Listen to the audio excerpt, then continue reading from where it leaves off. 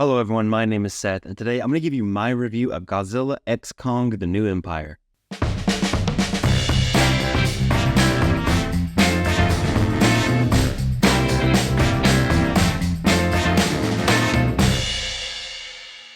Godzilla x Kong: The New Empire is the latest in the Warner Brothers and legendary MonsterVerse franchise, and I liked the other ones enough. I was excited for this, and I finally got around to watching it. I missed it when it came out, and it is exactly what I was expecting. But before we go any farther, go ahead and like this video, hit subscribe, and hit the bell icon so you never miss a video. I just want to thank everybody again for us crossing 200 subscribers. That's really incredible. And so I guess now the count is on to 300 subscribers. So if you have not subscribed, if you're new, go ahead and subscribe. It will absolutely make my day. So if you like giant creatures fighting each other, then this movie is absolutely for you. I mean, that's the draw to this. You got Godzilla, you got Kong, you got Hollow Earth, you got other creatures like that. That's what you come here for. And that's what these films try to deliver. So since that's the main draw, I will start with that first. All of the action is pretty good. It's fun. There's a lot of different creatures here. The creature design is really well done. It's really cool. I think they have fantastic use of color, especially in the creatures. Godzilla doing Godzilla stuff is always fun. It's really cool. I love how he used the Roman Colosseum as like a dog bed. Kong is more of the, I guess, lead in this film. He's more of the focal point in this film. He does more of pushing the story forward. So we spend more time with him. But like Godzilla, Kong doing Kong stuff is really fun. It's really cool. One thing about this film, though, is that it leans more into kind of the goofy and silly aspects. And that's not necessarily a complaint because it works. And when I mean some of the goofy and silly aspects, you got like, Kong getting a tooth replaced and Kong having that gauntlet you see on his arm in one of the trailers. And like I said earlier, Godzilla basically using the Roman Colosseum as like a dog bed. Like that stuff's silly. It's kind of goofy, but it works here. It works in the universe that they've ended up building.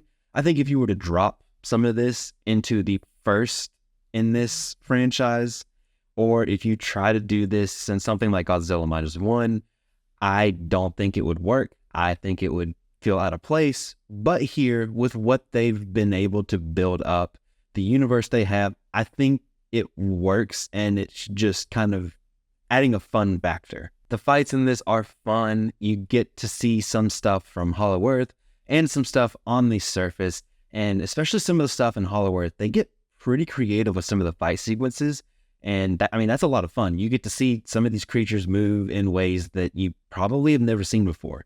Honestly, it's like a kid playing with his action figures, something like that, and I mean that in like the best way possible. So that's definitely a compliment. The CGI in this film is good for the most part. There's only maybe one or two shots here and there throughout the film where I just kind of thought, I don't really buy that. But other than that, everything looked really good. And that's very impressive for how many visual effects shots there are in this film. There are a ton of visual effects shots. It would not surprise me if well over 90% of the shots in this film had some sort of VFX to them. I think Kong looks especially good. Just the little movements in his facial reactions. There's just a lot that I can kind of see a little bit of influence from like the Planet of the Apes. Now it's not quite to that level. He's not like intelligent like they are. But just some of the animation, some of the subtle things with Kong is very impressive. Another thing that's very impressive that stood out to me is like the smoke, the water, the hair simulations, all of them looked really, really good. And before I get into some of the negatives I had with this film, I will say that the cast as a whole did a fine job with what they were given. I think Rebecca Hall is a very talented actress. I really like her. If you have not seen The Night House, I would absolutely recommend that movie. That is, I think, maybe one of her best performances. But she does a great job selling her lines, which sometimes the lines aren't great, but she does a great job actually selling those lines. Dan Stevens is really charming in this. I really like his character, and I really like his performance here. His character just had such a different view on things, especially from, I guess, some of the other characters, both in this film and then what you might would see other characters have in this situation. So his character and his performance were refreshing in this film, and he was just a character I feel like, yeah, I'd like to hang out with him. Ryan Tyree Henry is also returning from one of the past films, and he was fun in this. He had quite a few lines that just made me chuckle. He has great comedic timing, and I think that was very welcomed here. His kind of kaiju superfan, conspiracy theorist, podcaster character is just really fun, and he kind of throws in a fun dynamic with some of the other, I guess, more scientific characters. Now for some of the negatives I have. I think maybe the biggest negative is that the script just isn't good. There's barely a story here, to be quite honest. There's not any twist. There's nothing that happened in this film that I just didn't see coming from a mile away. Not really any surprises. It's as basic can be. The characters are kind of one-dimensional. There's just kind of one thing about all of these characters. I know you might be thinking you don't necessarily go into these films, these giant monster movies, expecting some really good characters and some really strong themes. I still want to see it.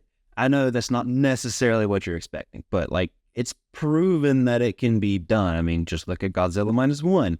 I've mentioned that already in this video, so if you have not seen my review of Godzilla -1, go back on the channel. I reviewed that when it came out. It was my favorite movie of last year.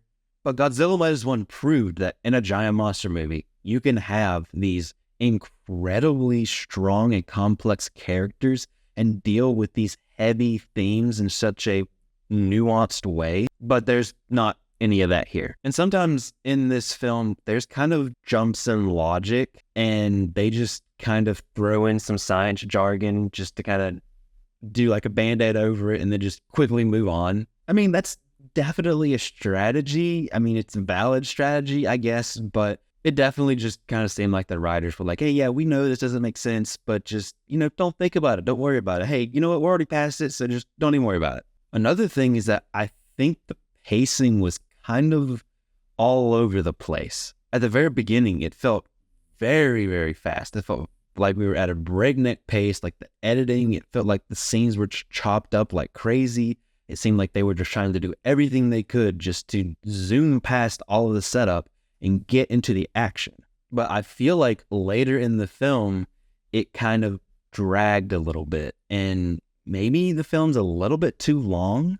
But unfortunately, at times in this film, I did kind of feel myself getting bored, and that's not necessarily what you want. Now, I wasn't bored for huge chunks, but it was just a few moments where I was starting to feel myself get a little bit bored, wanting them to kind of just, all right, let's hurry up and move through this. There was even a couple times during an action scene where I was starting to feel myself a little bit bored. Another complaint I have is that sometimes the characters just go on a giant exposition dump, but while they do answer questions that need to be answered, it just kind of drags the film down. It kind of just puts on the brakes. But they are capable of telling the story without a bunch of exposition. There's some moments with Kong and just other creatures. There's no humans involved, and it's pretty impressive storytelling without using any dialogue.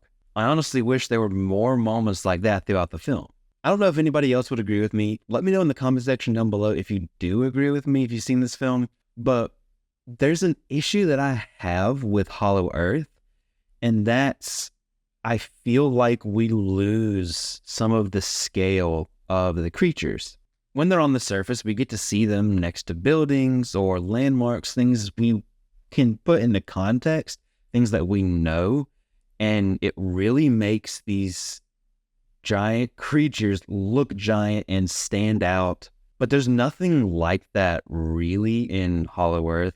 And so I feel like we kind of lose the sense of scale when it comes to some of these characters like Kong and Godzilla. So I think some of the fight sequences that are on the surface are more exciting than they are in Hollow Earth, just because I feel like it makes these monsters stand out more. But really, the monsters and the action does a lot of heavy lifting in this film. So that's what you're here for. You'll definitely have a great time. Overall, the action is really good. It can be creative at times. Sometimes it can get a little silly, a little goofy, but it does fit with the world that they've established. If you want giant monster action, then this movie delivers. This movie has it. If you're looking for something a little bit more closer to Godzilla Minus One, where you got some action, and it's good action, but you also have some really strong writing, really great characters, and some really nice themes throughout the film, then you will be disappointed because that is nowhere to be found in this film. This is just a popcorn movie. You just go to the theater and just shove a bunch of popcorn in your mouth and just watch whatever's happening on screen. There's not really any substance to this film, and that can be okay. Like, you don't always have to have like the most incredible script every single time with every single film. If you're just looking for some action, you're looking for just giant monsters punching each other in the face, then this film's for you. If you're looking for something, you can have on the background while you're cooking, while you're folding laundry, something like that. Just kind of get glimpses of it here and there, stop for the fight sequences, then, this is a good recommendation. I liked this film enough, even with its issues. I'll give it a 3 out of 5. But that's it. That's my review of Godzilla x Kong, The New Empire. Have you seen this film? Let me know what you thought in the comments section down below. I would love to have a conversation with you about it. Don't forget to like this video, hit subscribe, and hit the bell icon so you never miss a video. Thank you so much for watching. I really appreciate it. You can follow me, keep up with me outside of the YouTube space on social media, pretty much anywhere, at CinemaSeth, and I'll see you next time.